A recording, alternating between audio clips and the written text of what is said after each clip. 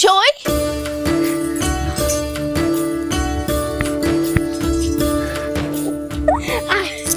কই দেখি দেখি গাউন খানা দেখি। ও মা, সই এটা পরে কি সুন্দর লাগবে রে তোকে। এই মেয়ে, বলি নিজে তো ড্যাং ড্যাং করে বে করে নিয়েছো, এখন নিজে সইয়ের গায়ে একটু বে জল ছিটিয়ে দাও দেখি। সে তো বসে বসে বাপের আজ গুবিকে আলমিট হচ্ছে। মেমসে যে দেখি হবে, অমন পোশাক আমাকেও দিলেও পরতুম নি। মিছে কথা বলো না বৌদি, তোমারও 16 আনা লোভ আছে, জানো পাবে না তাই আঙুর ফল টক বলছো। ঘরকন্যার কাজগুলো এবার একটু মন দিয়ে শেখো গো ঠাকুরজি। পাত্রপক্ষ যখন দেখতে আসবে তখন মেয়ের পেটের বিদ্যে দেখবে না, ঘরকন্যার কাজ কতটা জানে সেইটাই কিন্তু দেখবে। ঘরকন্যার কাজ জানামে ঘরের বউ করে আনলে কি হয় সে তো দেখতেই পাচ্ছি।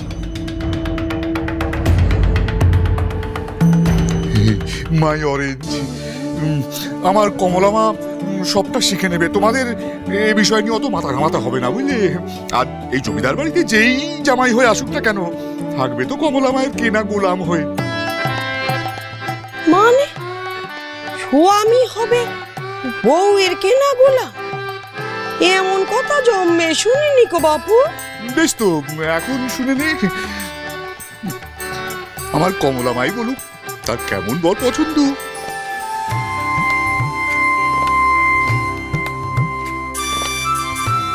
মাই অরেঞ্জ, নিশ্চয়ই ওই আপেলের মতন লাল টুকটুকে সাহেব বর পছন্দ তো তোর?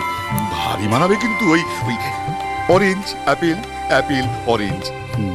বাবা তুমি যে কি বলো না। হাই মে দাঁড়া, লজ্জাপতি লতা আমার। মাই অরেঞ্জ।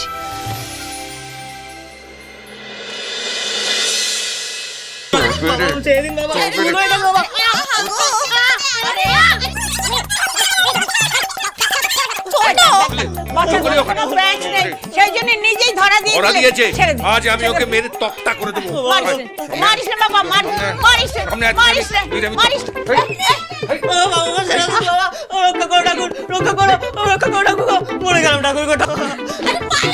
কোথায় পালাবি তুই? কোথায় পালাবি?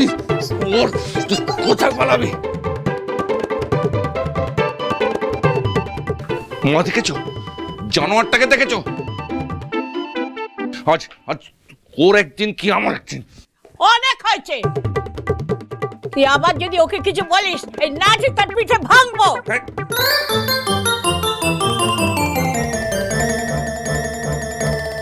কি রে সই বল না। বিনা বল না রে, বল না। ও বুঝেছি, বিয়ের কথায় লজ্জায় তো একেবারে রাঙা হয়ে গেলি। তা কাকাবাবু তো বললে তোর জন্যে আপেলের মতো লাল টুকটুকে সাহেব বর আনবে, গায়ে কোট মাথায় হ্যাট। দুস কি যে বলিস না বিনা, বাবাকে তো আমি খুব ভালোবাসি, আর বাবাও সাহেবদের খুব পছন্দ করেন।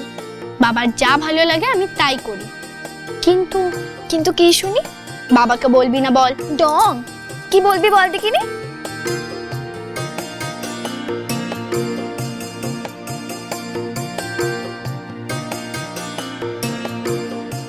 এই মানুষটাকে চিনিস? ইনি তো বিদ্যাসাগর মশাই।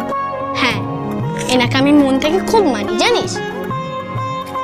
জ্যাঠা মশাইয়ের মুখে শুনেছি ইনি না থাকলে নাকি আমার মতো এই বাংলার মেয়েরা পড়াশোনা করার একটুও সাহস দেখাতে পারতো না। তাই এনাকে আমি ভগবান বলে মানি। জানি বাবা শুনলে খুব রাগ করবেন, কিন্তু পিসিদের মতো গোড়া সাহেবদের আমার একটুও ভালো লাগে না। বাবা যেমনই বলুন না, আমার সাহেব ছেলে মোটেও পছন্দ না। তা আমার সখী কেমন ছেলে পছন্দ শুনি? আমার ভালো লাগে সাদা সিধে, ধুতি পাঞ্জাবি পরা, মাথা ভরা ঝাঁকড়া চুল, দুরন্ত দুটো চোখ, ঠিক যেন গল্পের রাজপুত্রের মতো। ছেলে কেমন দেখতে হবে তা তো না হয় বুঝলাম, কিন্তু ছেলের স্বভাব কেমন চাই? তোর মতন শান্তশিষ্ট বিদ্যে না? শান্তশিষ্ট নয়, তবে আমায় নিয়ে ছোটা বেজে ঘোরা, দস্যিপনায় হবে সবার সেরা, বালির ওপর যেমন ফোটে খই তেমন ছেলে পেলে বলিস চই। হরিদাসের বুলবুল ভাজা টাটকা তাজা খেতে মজা, হরিদাসের বুলবুল ভাজা টাটকা তাজা খেতে মজা, এ ভাজা খেলে পরে রুজবে না আর খাজা গজা, এ ভাজা খেলে পরে রুজবে না আর খাজা গজা, হরিদাসের বুলবুল ভাজা টাটকা তাজা খেতে মজা।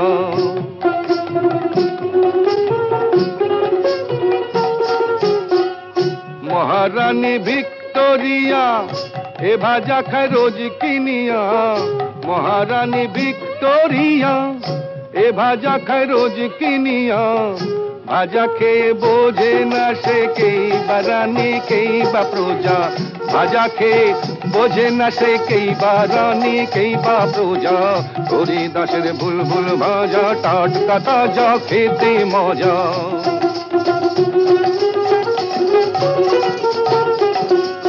গুড়মুড়িয়ে বুলবুল ভাজা বাজি রেখে খায় বুড়ো বুড়ি, গুড়মুড়িয়ে বুলবুল ভাজা বাজি রেখে খায় বুড়ো বুড়ি, এ ভাজা খায় দিদির ননদ খায় চিবিয়ে কুড়ো কুড়ি, এ ভাজা খায় দিদির ননদ খায় চিবিয়ে কুড়ো কুড়ি, হরিদাসের বুলবুল ভাজা টাটকা তাজা খেতে মজা। বুলবুল ভাজা টাটকা তাজা খেতে মজা, হরিদাসের বুলবুল ভাজা টাটকা তাজা খেতে মজা।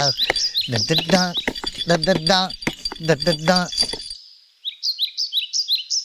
এই মানিক, তুই বলি হেডমাস্টার মশাই তোর বাড়িতে গিয়ে নালিশ করে এসছে, তোর বাবা কিছু বললো না? বলবে না আবার?